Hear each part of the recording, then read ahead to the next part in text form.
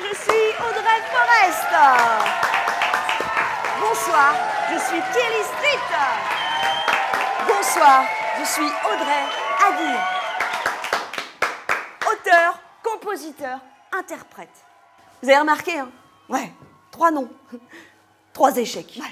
À chaque fois, j'explique sur scène que j'ai rencontré des personnes pour atteindre mon rêve, hein, pour aller jusqu'au bout de mes ambitions, des personnes très importantes dans le milieu du disque. Et ça a marché, j'ai signé, je suis partie enregistrer mon album aux États-Unis, j'ai fait mon clip au Canada, la grande aventure avec beaucoup de moyens. Et puis, des circonstances ont fait que je n'ai pas rencontré le public. On n'a sorti qu'un seul single et sur cet échec, on a arrêté le projet. Mais le rebond existe. Parce que j'ai toujours continué à faire du café-théâtre, heureusement que j'avais ça. Grâce à Thierry Marconnet qui m'a donné ma chance et qui m'a dit « C'est pas grave Audrey, si t'as pas la musique, on peut rencontrer un public autrement. Moi je connais le café-théâtre, laisse-moi t'apprendre. » Et il m'a fait confiance, on est parti, on a créé un spectacle qui s'appelle Sexe Fort et qui marche très bien. Et qu'on a joué ici au Complexe du Rire et qu'on a joué à Avignon cette année, qu'on joue partout depuis 5 ans. Et j'ai pris une assurance avec ce spectacle, j'ai pris confiance en moi, je fais de la musique quand même. Et j'ai écrit mon One Woman qui explique mon échec et mon rebond sur scène avec beaucoup d'humour parce que finalement il faut rire de tout ça, quoi. Et aujourd'hui je me dis que si j'avais pas rencontré cet échec, j'aurais jamais été capable de jouer sur scène, de parler aux gens, de raconter un texte, de vivre un personnage. Il m'aurait peut-être manqué quelque chose finalement. Puis aujourd'hui j'ai un public, je suis heureuse comme ça, je veux pas aller voir plus haut, les salles elles sont pleines, on va continuer comme ça le plus longtemps possible, vraiment.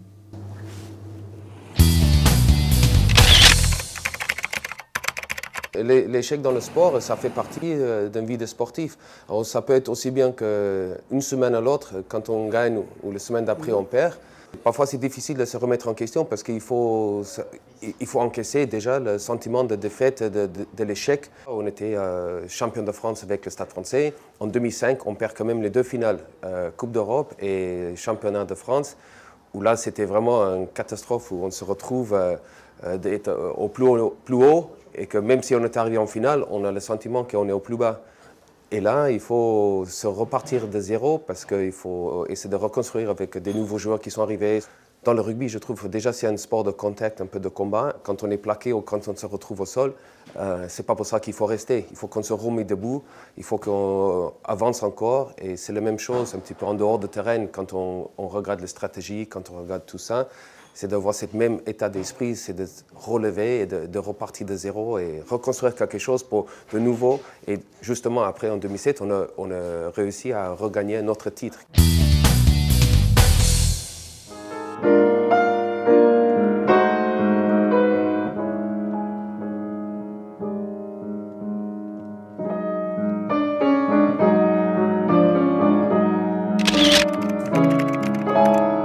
J'ai créé mon orchestre il y a 30 ans, ici à Lyon. Depuis 30 ans, on travaille seul, sans subvention, sans rien. Donc à chaque année, on se retrouve face à nous-mêmes, à se dire qu'est-ce qu'on va vivre l'année prochaine. Il faut chaque fois replanter des graines et recommencer à travailler dans un secteur culturellement difficile. Et l'idée de la capacité demain à plus continuer notre travail, à plus exercer notre métier est toujours présente. Mais c'est à la fois une stimulation, un peu, même si elle n'est pas toujours très agréable. Et puis surtout, c'est une réalité. Je veux dire, on ne fait rien sans essayer, on ne fait rien sans prendre des risques, on ne fait rien sans avoir ce danger potentiellement d'échouer. Mais on n'a jamais appris à marcher sans tomber par terre. Je veux dire. Alors on fait attention de ne pas tomber au bord d'une falaise pour ne pas se détruire. C'est une école qui ressemble à celle de la vie, tout simplement. Je me suis toujours dit, je préfère mourir parce que j'ai essayé quelque chose que vivre sans rien faire. Donc tous mes projets artistiques, tout ce que je crée, chaque fois, c'est des trucs un peu fous. On me dit, mais t'es un peu audacieux, t'es un peu inconscient. Je dis, mais non, le choix de vivre, il est dans le choix d'essayer.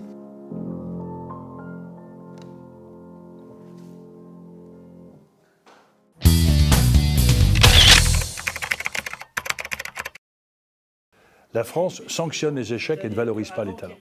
Et donc il faut que nous ayons cette capacité d'inverser notre regard.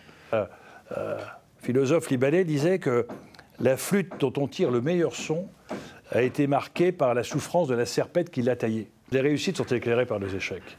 Et moi, je ne devais jamais être dans le milieu politique, j'étais dans l'entreprise. Et en réalité, rapidement, j'ai accédé à conseiller général, député, très jeune. Et là, l'euphorie du pouvoir a fait que je pouvais perdre la distanciation que l'on doit avoir par rapport au pouvoir.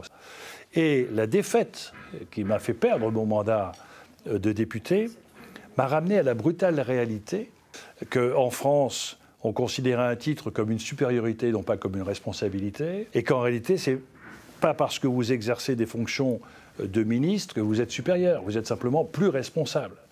Et donc cet échec m'a complètement éclairé, épuré, et enlevé toutes les scories